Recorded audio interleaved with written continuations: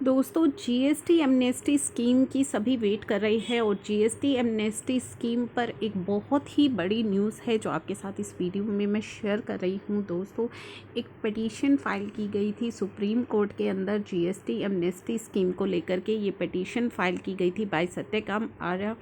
ये has asset that एक notification issue की गई थी जीएसटी काउंसिल के द्वारा ऑन जून 24, जिसमें कि 30 सितंबर तक का समय दिया गया था। क्या समय दिया गया था कि 30 सितंबर तक आप अपनी पेंडिंग रिटर्न्स को फाइल कर दीजिए। जुलाई 2017 से जुलाई 2020 तक की जो आपकी रिटर्न्स पेंडिंग रह गई हैं, अगर आप वो फाइल कर देते हैं 30 सितंबर तक, तो आपकी लेट फीस पर मैक्सिमम कैपिंग लगाई गई थी 500 रुपये की।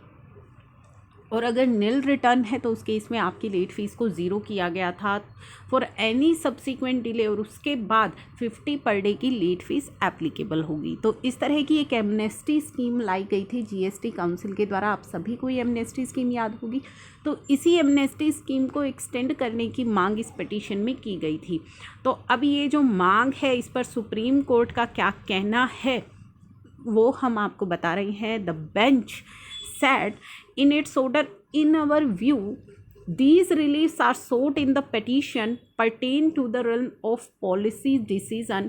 It would be inappropriate for this court to entertain a petition of this nature, such as extension of amnesty scheme, cap of late fee to be collected, and exemption of late fee paid for the period of March 25, 2020 and June 30, 2020, and refund of amount already collected towards late fees.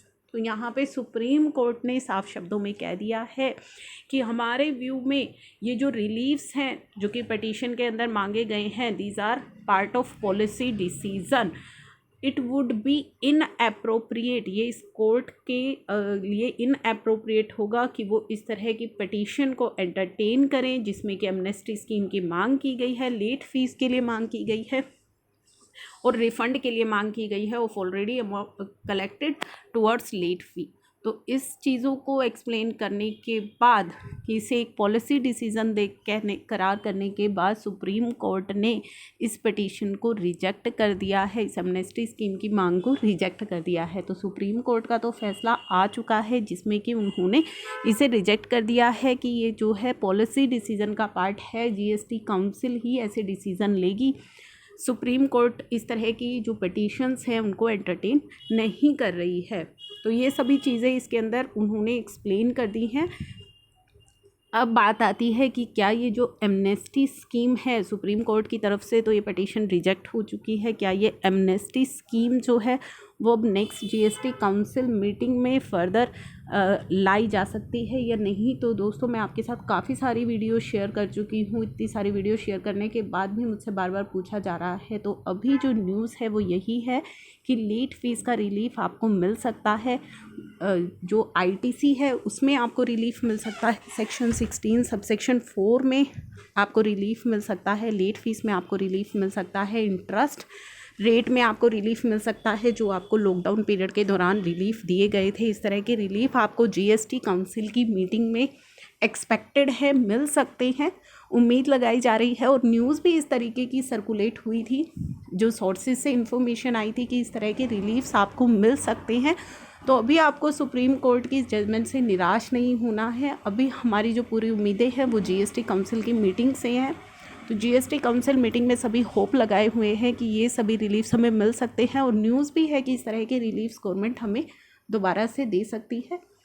तो वही सब चीज़ें इसके अंदर बताई गई है supreme court की जजमेंट के अंदर।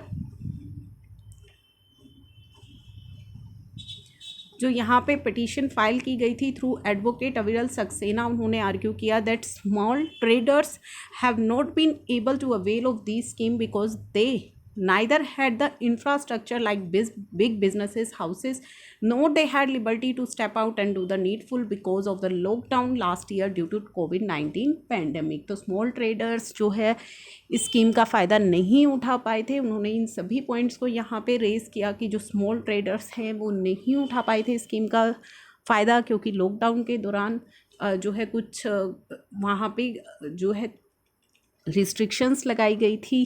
बिग बिजनेसेस हाउसेस की तरह उनके पास इंफ्रास्ट्रक्चर्स नहीं है, and not they have the liberty to step out, क्योंकि लॉकडाउन था।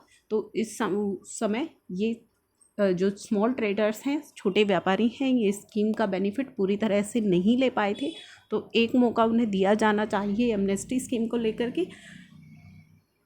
The bench, however, remained disinclined to examine the matter. The question is entirely of policy. तो इस पूरे के पूरे मामले को पॉलिसी का जो मामला है उसे बता दिया गया कि it's a part of policy. How can court interfere with this under Article 32. These are even otherwise concession granted as per policy decision. तो इस तरह के कंसेशन आपको पॉलिसी डिसीजंस के द्वारा ही ग्रांट किए जा सकते हैं. These are not matters of rights. तो ये सभी चीज़ें हैं, ये फैसला है जो सुप्रीम कोर्ट के द्वारा यहाँ पे सुनाया गया, जो मैंने आपको क्लियरली यहाँ पे सारी चीज़ें दिखाई हैं.